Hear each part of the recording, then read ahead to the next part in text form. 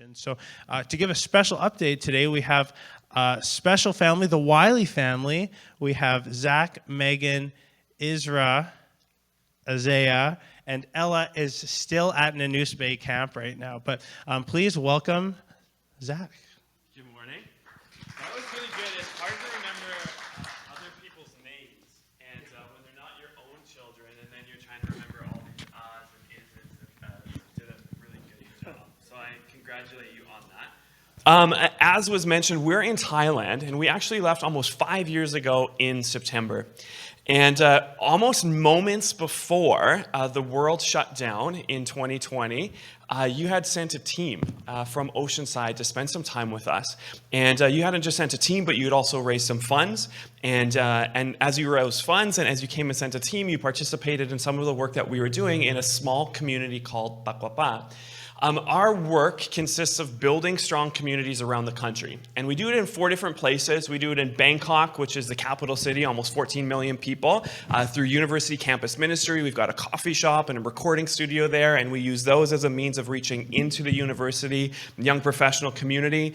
In the deep south of Thailand, we have a very similar thing. We have a coffee shop, we've got a language center, and I'll share something exciting that happened there within the last year. But then up northwest, we work in one of the oldest and largest areas of Thailand, where one of the oldest and largest refugee camps of the world existed. And there are Burmese, and particularly a people group called the Karen, who have been there for over 20 years now. And at one point, they were nearly 1 million people. Imagine a system of 3 camps that are almost 1 million people in size.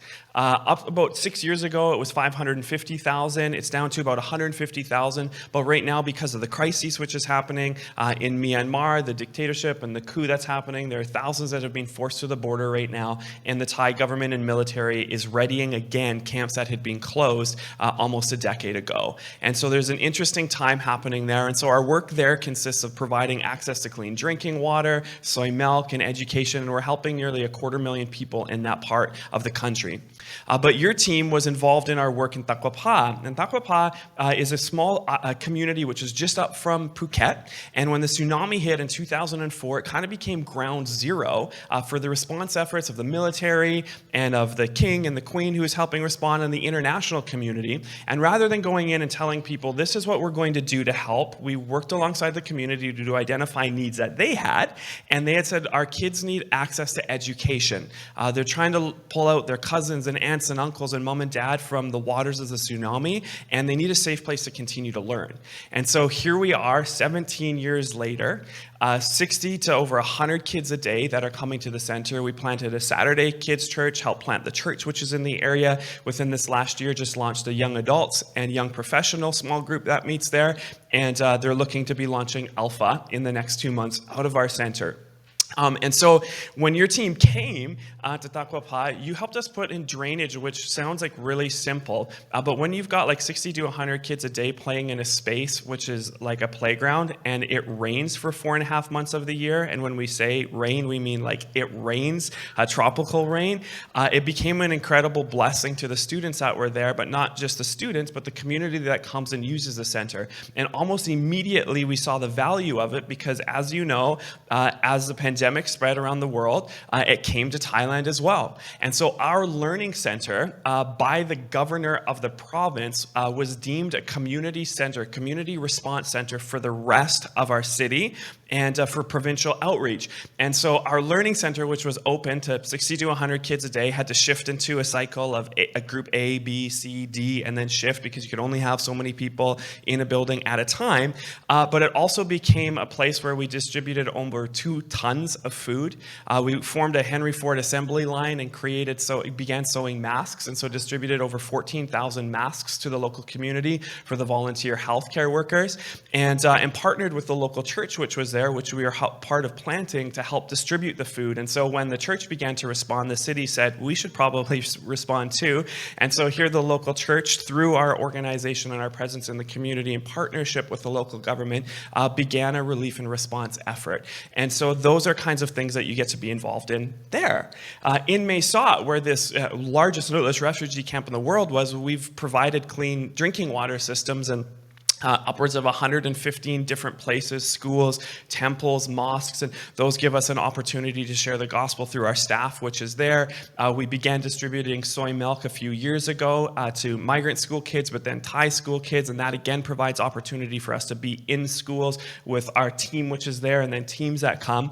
The local government there said, you guys have been here since 2008, and actually Ellie and her family had lived in this city, and we're serving as missionaries there for a year of time. And so some of the work that her family and her in particular was involved in, we're getting to continue on. But once again, throughout the course of this last year, became a community center, distribution of food, distribution of COVID packages. Our community was businesses were trying to open, and they didn't have the goods that were needed, from masks to alcohol gels to temperature check things, practical things that were needed in order to return to business. And so our organization, through partnership with the community again, was able to provide access to these things so that local businesses and communities could reopen, so that schools could reopen. And within the last few months here, as I noted, Myanmar is in an incredibly challenging time because of our location right along the river. Right across the street, if you will, from Myanmar. We've been able to mobilize all kinds of food and water and soy milk and practical goods to be able to provide relief on that side, but also to those who come to the side that we're on. And so we work with a number of different children's homes and education centers that are in Mesot to help meet very practical needs, but help meet the spiritual needs that are evidently arising out of that in a country that is 94% Buddhist, 5% Muslim, and just over 1% Christian. And I share all those neat things that we've got to be involved in because I remember in March of 2020, I think it was March 21st, and we sat down as an organization and we were doing an online meeting because we normally would meet together, but we had to be meeting online. And in our online meeting, one of the members of our team shared this from Revelation chapter 3, and I think it's poignant for us this morning. It said, "I know all the things you do, and I have opened a door for you that no one can close. You have little strength, yet you obeyed my word and did not deny me." The whole of this last year for us has been marked by looking for the open doors that we didn't open, but that he has. And the doors that he said that he's opened are doors that no one can shut. Those are the kind of doors that we wanted to walk through. The challenging part as an organization is that we had been trying to, for a long time, keep a lot of doors open that really didn't need to be open, probably needed to be closed. And COVID gave us an opportunity as an obstacle to begin closing things that had no place in our organization or our individual lives anymore, and to begin turning and looking at doors that had probably been opened for a long time, but we'd been so focused on these other doors that we'd failed to miss the doors that only he could open. And so this last season and the season ahead of us is marked by trying to see and hear where God is, and looking to join him where he's already working. And I wish I could say, well, yeah, that's what we've always been doing. And I think that was our heart. I think that's what we're about. But these seasons and moments give us an opportunity to kind of step back and to look at those doors that should probably close and to find the ones that only he can open, that nobody can shut. And so with God and each other, we've been able to participate in some really unique opportunities over this last year.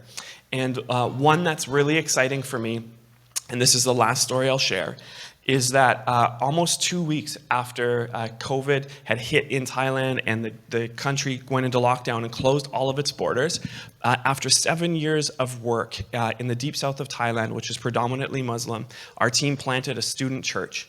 And the student church opened with students who had come to faith of Buddhist and Muslim background from the last season of ministry that felt like striving and tireless laboring. And amidst a pandemic and a seemingly dark season, there was a flash of light, and it's continued to grow. And so we're just super thankful to God that amidst so many different obstacles, there are rich opportunities to find. Amidst so many seemingly closed doors, there are doors that he has opened that no one can close.